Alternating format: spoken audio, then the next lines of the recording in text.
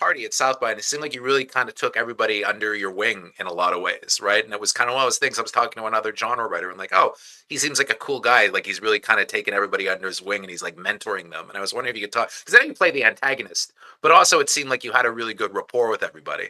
He's got a big wing too. That Yeah, put people I out. was trying to say, there's nothing I could do, but most people are walking under my wing. Yeah, it's like my wings. We're gonna die.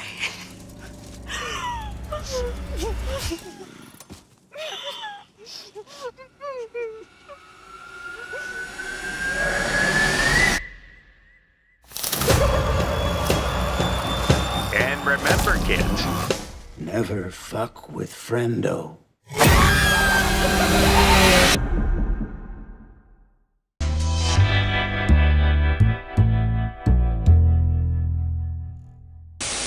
I'm actually in Montreal right now, and I know that you're from Montreal originally, aren't you? I'm not. Well, my ancestors went to Montreal, but I'm not from there. But my hockey team is from there. Oh well, they're doing really well. They're doing really well right now.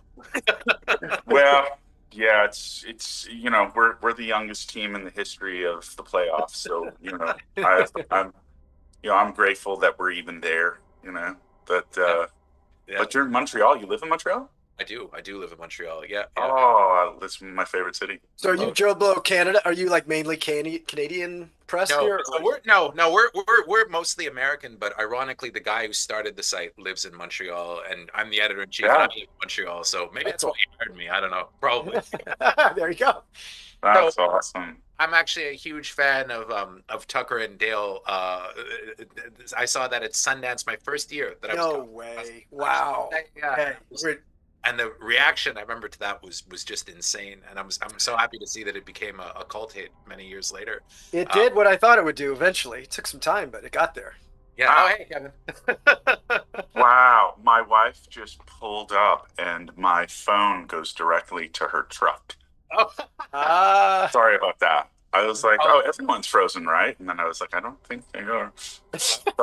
Sorry about that. I was telling Eli. So I got to ask you. So I saw this at South by Southwest, and I was lucky enough to see it with an audience, and the audience went crazy when they were watching the movie. And I think it's going to be a great film, especially for like as a gateway horror movie. I think for teenagers, and I feel like stuff like the slasher doesn't really exist anymore like it used to. So I was just wondering if you guys could talk a little bit about your influences. I know it was based on a series of books, but just what your hopes are for the franchise, and do you hope that this maybe becomes like the next, Nightmare on Elm Street or Jason for another generation, because it could be.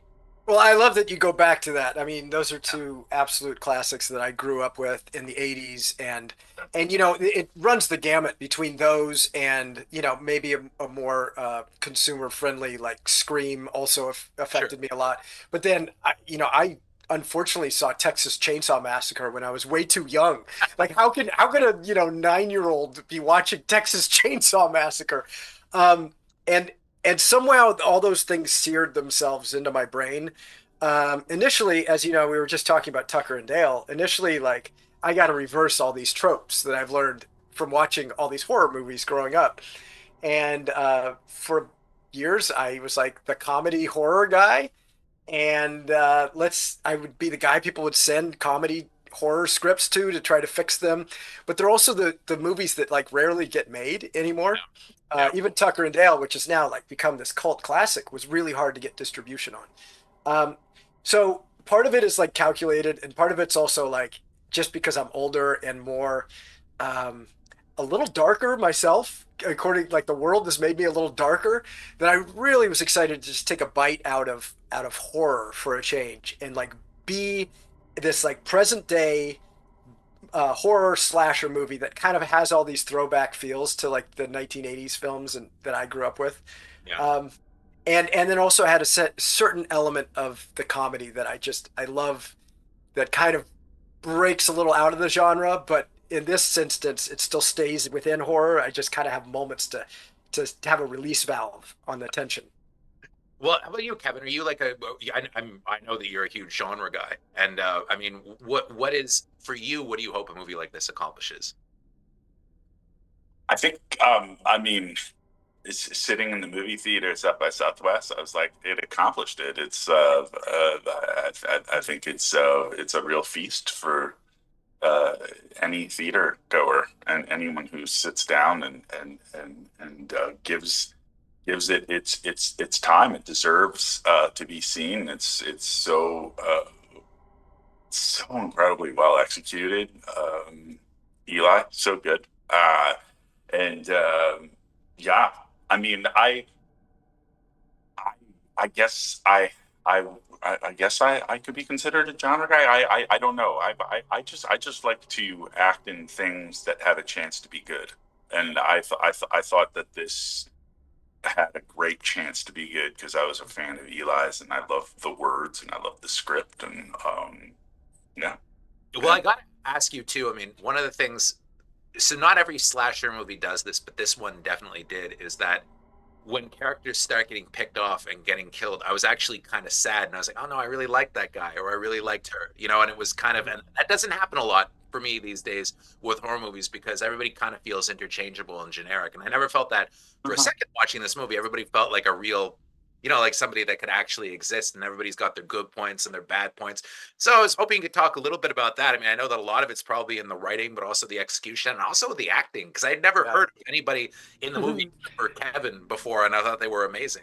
I love that, by the way. I love that you haven't heard of him because you know why? It gives you a fresh take on it. You actually don't even know who's going to maybe be the final girl, or will it be this?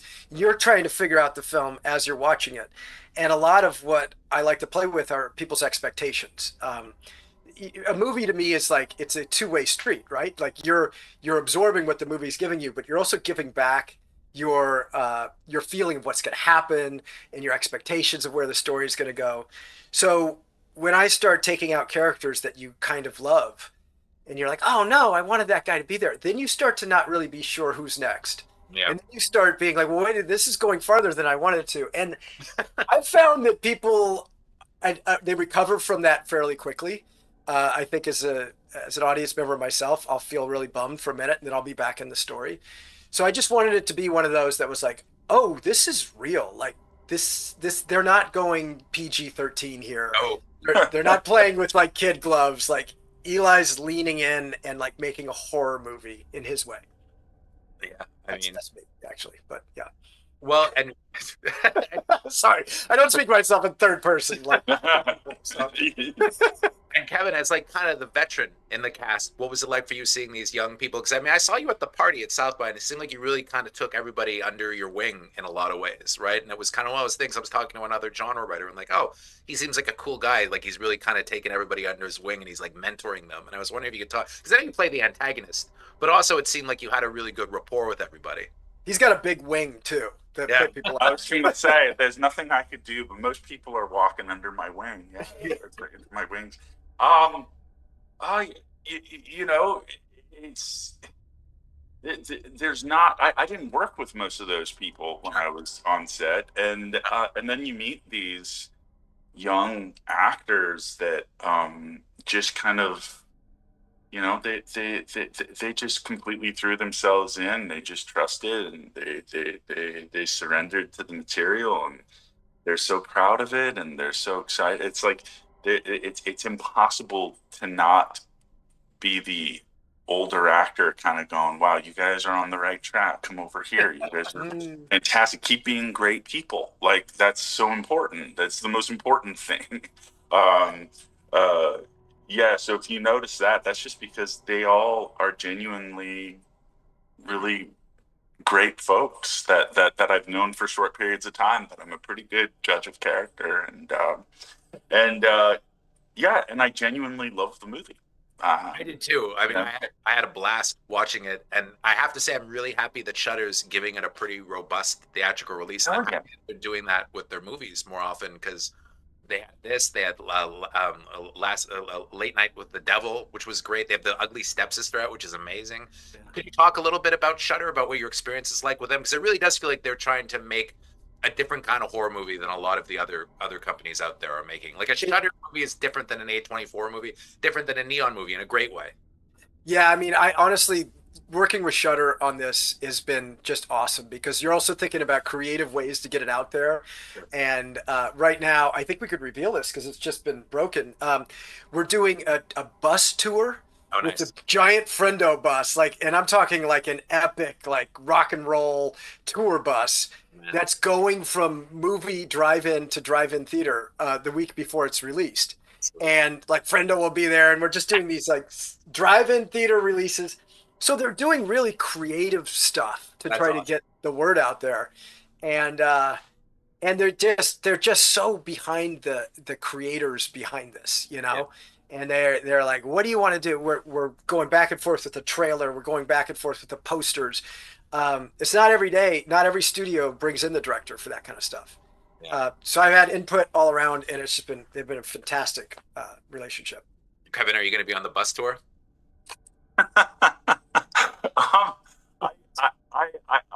I don't think I am. I just heard about it. I was like, it sounds awesome.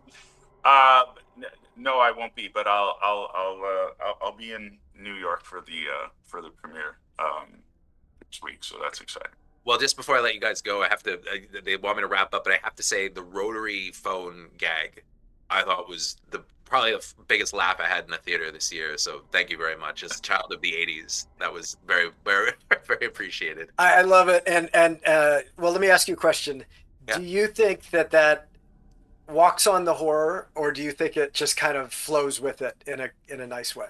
No, it flows with it in a nice way. I mean, I think everybody got it, and I think they needed at that point in the movie. I think they needed that release because a lot of people had been killed, and there was a lot of stuff going on. So I think that it was like it kind of it's it's a release basically. Cut It's, the ice, yeah. when you watch a horror movie and there's always that scary moment and there's like a part that really makes you laugh and it really kind of like heightens the sensation, I guess. Like I think it was very appreciated, and I think it works really well. Yeah. Thank you. I really hope people get that like tonal balance. It's a little more delicate than I was in Tucker and Dale or anything else, but thank you so much. Hey, my pleasure. Thanks a lot. I love the movie. So take care, guys. Nice talking to you. Thank you. Okay, good talking to you. Thank you for clicking on our video, everybody. If you like what you saw here, please make sure you like the video and subscribe and share with your friends who like this sort of content. JoBlo was created by movie fans for movie fans, and we appreciate your support.